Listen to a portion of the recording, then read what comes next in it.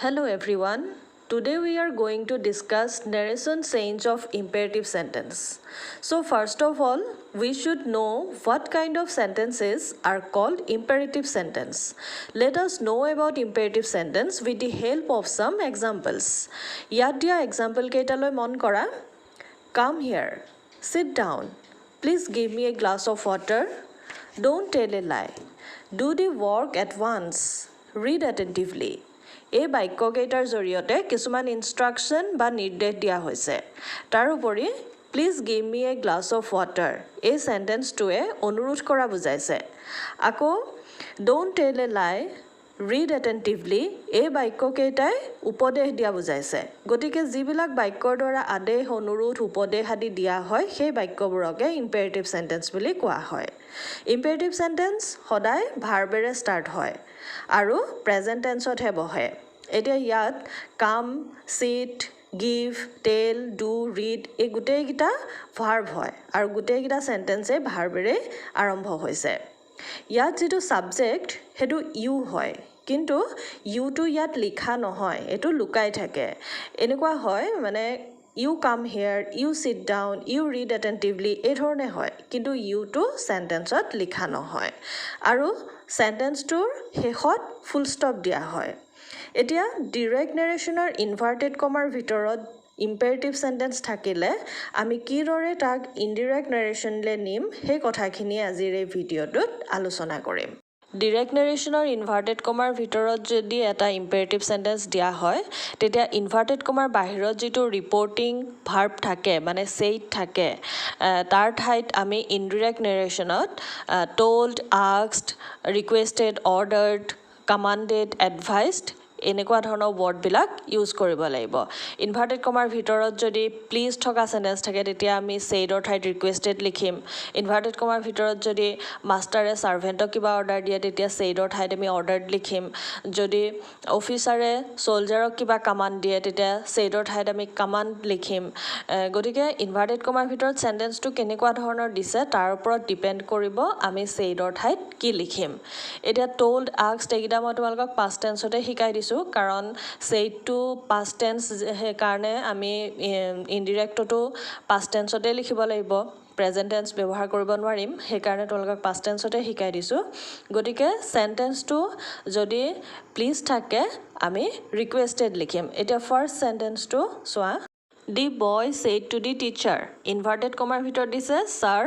please explain the poem once more. এতিয়া inverted কমাৰ ভিতৰত থকা সেন্টেন্সটো হ'ল এটা ইম্পেৰেটিভ সেন্টেন্স এতিয়া ইয়াক যদি আমি ইনডাইৰেক্ট নেৰেশনলে নিও তেতিয়া প্ৰথম কথা আমি চাব লাগিব যে ইনভাৰ্টেড কমাৰ ভিতৰত থকা সেন্টেন্সটোৱে কি বুজাইছে ইয়াত প্লিজ আছে মানে ৰিকুৱেষ্ট কৰিছে অনুৰোধ কৰিছে সেই কাৰণে ইনডাইৰেক্ট কৰোতে আমি সেইডৰ ঠাইত ৰিকুৱেষ্টেড লিখিম দি বয় ৰিকুৱেষ্টেড দি টিচাৰ ইনভাৰ্টেড কমা উঠি যোৱাৰ ঠাইত আমি ভাৰ্বটো প্ৰেজেন্ট টেন্সত লিখি তাৰ আগত টু লগাই ইনফিনিটিভ ফৰ্মলে নিব লাগিব আৰু বাকি যিখিনি আছে সেইখিনি একেই তাৰ মানে ইম্পেৰেটিভ সেন্টেন্স এটা ডাইৰেক্টৰ পৰা ইনডাইৰেক্টলে নিউতে আমি দুটা কথা মনত ৰাখিব লাগিব দুটা কথা আমি নতুনকে পোৱা ইয়াত যে সেইডৰ ঠাইত আমি কি ওয়াৰ্ড ইউজ কৰিম ইয়াত প্লিজ থকা কাৰণে সেইডৰ ঠাইত আমি ৰিকুৱেষ্টেড লিখিলো আৰু ইনভাৰ্টেড কমা উঠি যোৱাৰ ঠাইত আমি ভাৰ্বটো প্ৰেজেন্ট ফৰ্মত লিখি তাৰ আগত টু লগাম বাকি যিখিনি ওয়াৰ্ড থাকে এক্সটেনশন পাৰ্ট থাকে সেইখিনি আমি একে ধৰণে ইয়াত লগাই দিলে হ'ব মানে the boy requested the teacher to explain the poem once more এই ধৰণে ইনডাইৰেক্ট কৰিব লাগিব Number 2 Anita said to Rabi please lend me your pen inverted কমাৰ ভিতৰত থকা সেন্টেন্সটোত প্লিজ আছে হেয়ে আমি সেইডৰ ঠাইত ৰিকুৱেষ্টেড লিখিব লাগিব অনিতা ৰিকুৱেষ্টেড ৰবি তাৰ পিছত আমি চাম ইনভাৰ্টেড কমাৰ ভিতৰত থকা ইম্পেৰেটিভ সেন্টেন্সটোত ভাৰ্ব কোনটো ইয়াত হ'ল ভাৰ্ব লেন্ড এলএনডি লেন্ড মানে ধাৰলে দিয়া এটো হ'ল ভাৰ্ব গতিকে ভাৰ্বটো প্ৰেজেন্ট টেন্সত লিখি আমি তাৰ আগত টু লগাম মানে টু লেন্ড তাৰ পিছত pronoun গিটা চেঞ্জ কৰিব লাগিব ইয়াত pronoun কি আছে me টো আছে আৰু your টো আছে এটা মি মানে হ'ল অনিতাৰ কথা বুজাইছে সেয়ে আমি মিৰ ঠাইত হাৰ লিখিম আৰু ইয়ৰ পেনটোৱে ৰবিৰ পেনৰ কথা বুজাইছে সেয়ে আমি হিজ পেন লিখিম Anita requested Rabi to lend her his pen Number 3, he said to me, inverted comma ভিতৰত আছে, please attend our celebration tomorrow. এতিয়া ইনডিৰেক্ট কৰিবলৈ যাওঁতে আমি প্ৰথমতে চাম ইনভাৰ্টেড কমাৰ ভিতৰত থকা সেন্টেন্সটোত প্লিজ আছে সেয়ে ইনডাইৰেক্ট কৰোঁতে সেইডৰ ঠাইত আমি ৰিকুৱেষ্টেড লিখিম হি ৰিকুৱেষ্টেড মি তাৰপিছত চাম এই ইম্পেৰেটিভ সেন্টেন্সটোত ভাৰ্ব হ'ল এটেণ্ড এতিয়া এটেণ্ড টু প্ৰেজেণ্ট টেন্সত ৰাখি তাৰ আগত আমি টু লগাম মানে to attend our celebration to their celebration হ'ব কাৰণ আমি নিজৰ ভাষাত কওঁতে সিহঁতৰ বুলি ক'ব লাগিব সেয়ে দেয়াৰ চেলিব্ৰেশ্যন আৰু টুমৰোটো দি নেক্সট ডে হ'ব মানে he requested me to attend their celebration the next day example number 4 the master said to his servant do the work at once ইয়াত মাষ্টাৰে ছাৰ্ভেণ্টক কথাটো কৈছে সেইকাৰণে এনে ক্ষেত্ৰত আমি ছেইডৰ ঠাইত অৰ্ডাৰ্ড লিখিব পাৰিম দি মাষ্টাৰ অৰ্ডাৰ্ড হিজ ছাৰ্ভেণ্ট তাৰপিছত ইনভাৰ্টেড কমা উঠি যাব ইয়াত ভাৰ্ব হ'ল ডুটো প্ৰেজেণ্টত আছে আৰু এতিয়াও আমি ইনডিৰেক্টত প্ৰেজেণ্ট টেন্সতে লিখিম আৰু তাৰ আগত টু লগাম মানে টু ডু বাকীখিনি একে the work at once the master ordered his servant to do the work at once example 5 the principal said to us read attentively ইয়াত ৰিড এটেণ্টিভলি মানে হ'ল কি যে মনোযোগেৰে পঢ়িবা প্ৰিন্সিপালে আমাক সেইটো এডভাইচ দিছে উপদেশ দিছে সেয়ে আমি ছেইডৰ ঠাইত এডভাইচ লিখিম দি প্ৰিন্সিপাল এডভাইচড আছ ইয়াত ৰিড টু ভাৰ্ব ৰিডটো ৰিড হিচাপে ৰাখি তাৰ আগত টু লগাম আৰু এটেণ্টিভলিটো সেইধৰণেই থাকিব দি প্ৰিন্সিপাল এডভাইচড আছ two read এটেণ্টিভলি Example number 6, the doctor said to me, take this medicine regularly. Doctor এটো মোক এটা এডভাইচ দিছে যে মেডিচিনটো ৰেগুলাৰলি খাব লাগে তেতিয়া এডভাইচ দিয়াৰ কাৰণে আমি ছেইডৰ ঠাইত এডভাইচ লিখিম দি ডক্টৰ এডভাইচড মি আৰু ভাৰ্ব হ'ল টেকটো প্ৰেজেণ্টতে লিখি তাৰ আগত টু লগাম আৰু বাকীখিনি একেই the doctor advised me to take that medicine regularly ছাত্ৰ ছাত্ৰীসকল তোমালোকক নেৰেশ্যন মই কেইবাটাও পাৰ্টত ভাগ কৰি বুজাই দিছোঁ যাতে তোমালোকে সহজেই বুজি পোৱা নেৰেশ্যন ক্লাছ 7ৰ পৰা ওপৰৰ সকলো ক্লাছৰ চিলেবাছতে আছে সেয়ে এইটো তোমালোকৰ বাবে খুবেই দৰকাৰী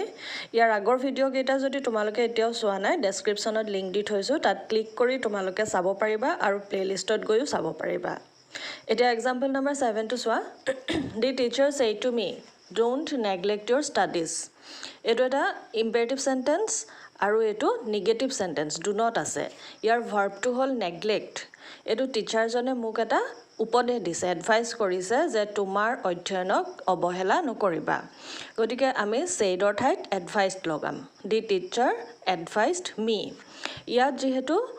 নট লগাব লাগিব আমি নিগেটিভ সেন্টেন্স সেইকাৰণে ইনভাৰ্টেড কমা উঠি যোৱাৰ ঠাইত আমি যিটো ভাৰ্বটো প্ৰেজেণ্টত লিখি তাৰ আগত টু লগাম মানে টু নেগলেক্ট লগাম তাৰ আগতে আমি নটটো লগাই দিব লাগিব মানে not to neglect your studies to my studies হ'ব কাৰণ মোৰ অধ্যয়নৰ কথা বুজাইছে the teacher advised me not to neglect my studies এই চেন্টেন্সটো আমি আৰু এক ধৰণে লিখিব পাৰোঁ এডভাইচডৰ ঠাইত আমি ফৰবেড লিখিব পাৰোঁ ফৰবেড মানে হ'ল মানা কৰা ফৰবিডৰ পাষ্ট টেন্স ফৰবেডটো দি টিচাৰ ফৰবেড মি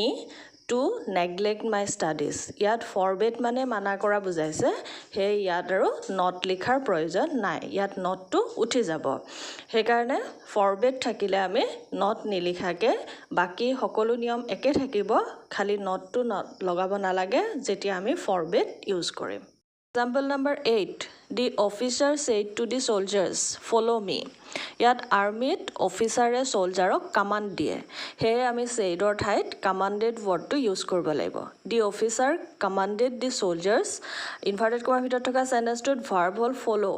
আৰু সেইকাৰণে আমি to follow লিখিম আৰু me-টোৱে অফিচাৰক বুজাইছে সেইকাৰণে মিটো হিম হৈ যাব the officer commanded the soldiers to follow him সেই একেধৰণৰ আৰু এটা এক্সাম্পল দিছোঁ চোৱা example number 9 the general said to his soldiers march forward এইটোতো আৰ্মিত মানে কমাণ্ড ইউজ কৰা হয় গতিকে ছেইডৰ ঠাইত আমি কমাণ্ডেড লিখিম the general commanded his soldiers march to verb সেইকাৰণে আমি টু মাৰ্চ লিখিম ফৰৱাৰ্ডটো একেধৰণে থাকিব the general commanded his soldiers to march forward example number 10 my sister said to me open the window এই সেন্টেন্সটোত মোৰ সিস্টাৰে মোক কৈছে যে খিৰিকীখন খুলি দিয়া এনে ক্ষেত্ৰত যেতিয়া আমাক সিস্টাৰে কিবা এটা কয় বা পেৰেণ্টছে কয় এল্ডাৰ্ছে কয় সাধাৰণভাৱে কথাটো কয় যে এইটো কৰি দিয়াচোন এইটোত অৰ্ডাৰ নুবুজায় গতিকে সাধাৰণভাৱে নৰ্মেলি যেতিয়া কিবা এটা কৰিবলৈ কয় তেতিয়া আমি saidৰ ঠাইত told বা asked ইউজ কৰিব পাৰোঁ এটা askedটো সাধাৰণতে আমি সোধাৰ ক্ষেত্ৰত ব্যৱহাৰ কৰোঁ হি asked me বুলি ক'লে সাধাৰণতে আমি হি মোক সুধিছিল বুলিয়ে আমি জানো কিন্তু asked wordটো কেতিয়াবা কিবা এটা কৰিবলৈ কোৱাটো ব্যৱহাৰ কৰিব পাৰোঁ my sister asked me to open the window বুলি লিখিব পাৰোঁ বা my sister told me to open the window বুলি লিখিব পাৰোঁ গতিকে asked wordটো সোধাৰ উপৰিও কিবা এটা কৰিবলৈ কোৱাটোকো বুজায় গতিকে এই সেন্টেন্সটোত আমি saidৰ ঠাইত told বা asked ইউজ কৰিম তাৰপিছত ইনভাৰ্টেড কমা উঠি যোৱাৰ ঠাইত ভাৰ্বটো প্ৰেজেন্টত লিখিম ইয়াত ভাৰ্ব ওপেন হয় গতিকে টু ওপেন লিখিম to open the window my sister told me to open the window next example to soa the teacher said to me show me your homework teacher মোক তেওঁক homework দেখুৱাবলৈ কৈছে গতিকে ইয়াতো আমি asked বা told ইউজ কৰিব পাৰোঁ ইয়াতো আমি order নুবুজো the teacher asked me show to হ'ল verb সেইকাৰণে to show me to টিচাৰক বুজাইছে গতিকে ইয়াত আমি হাৰ বা হিম ইউজ কৰিব পাৰোঁ your homework to my homework হ'ব কাৰণ এইটো মোৰ হোমৱৰ্কৰ কথা কৈছে the teacher asked me to show her my homework কিছুমান ইম্পেৰেটিভ সেন্টেন্স লেটেৰে আৰম্ভ হয়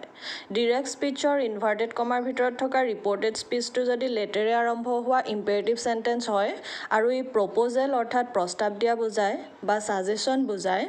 তেতিয়া তাক ইনডিৰেক্ট নেৰেশ্যনলৈ নিওঁতে সেইডৰ ঠাইত প্ৰপ'জড বা সাজেষ্টেড ব্যৱহাৰ কৰা হয় আৰু লেটৰ সলনি শুড ব্যৱহাৰ কৰা হয় এতিয়া এই এক্সাম্পলটোত চোৱা My brother said to me, let us do our homework. Inverted comma ভিতৰত থকা এটো এটা imperative sentence. ইয়াত কি বুজাইছে যে আমি আমাৰ homework কৰো আহা। এনেকুৱা ক্ষেত্ৰত saidৰ ঠাইত proposed বা suggested ব্যৱহাৰ কৰিব লাগিব। My brother proposed to me.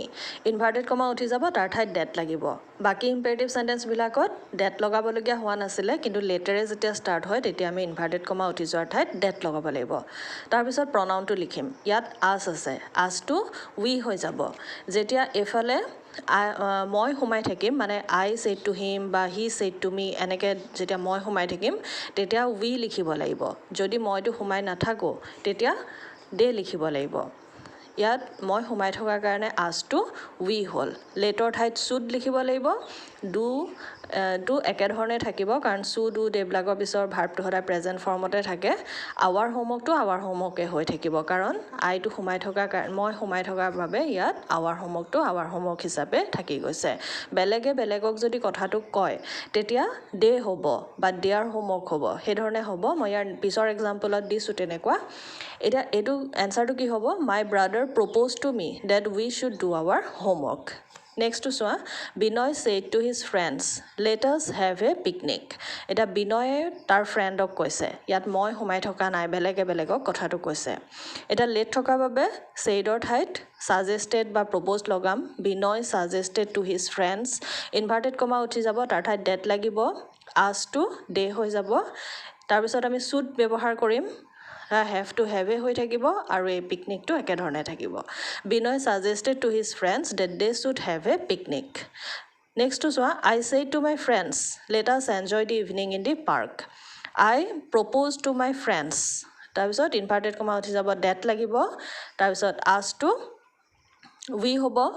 we should enjoy the evening in the park I proposed to my friends that we should enjoy the evening in the park ছাত্ৰ ছাত্ৰীসকল নেৰেশ্যন চেঞ্জ কৰোঁতে তোমালোকে সদায় inverted কমাৰ ভিতৰত থকা ৰিপৰ্টেড স্পিচটো কি sentence হেতু প্ৰথমে শুদ্ধকৈ চিনি পাব লাগিব তাৰ পিছত কোনবিধ সেন্টেন্স কি ধৰণে চেঞ্জ কৰিব লাগে হেমতে চেঞ্জ কৰিব লাগিব আজিৰ এই ভিডিঅটো চোৱাৰ পিছত তোমালোকে নিশ্চয় ইম্পেৰেটিভ সেন্টেন্স শুদ্ধকৈ বাছি উলিয়াব পাৰিবা আৰু আজি শিকোৱাৰ দৰে নেৰেশ্যন চেঞ্জ কৰিব পাৰিবা ইয়াৰ পিছৰ ভিডিঅত মই অপটেটিভ আৰু এক্সক্লেমেটৰী সেন্টেন্সৰ নেৰেশ্যন চেঞ্জৰ ওপৰত আলোচনা কৰিম ভিডিঅ'সমূহ লগে লগে পাই থাকিবৰ বাবে মোৰ চেনেলটো ছাবস্ক্ৰাইব কৰি ল'বা আজিৰ ভিডিঅ'টো চোৱাৰ বাবে ধন্যবাদ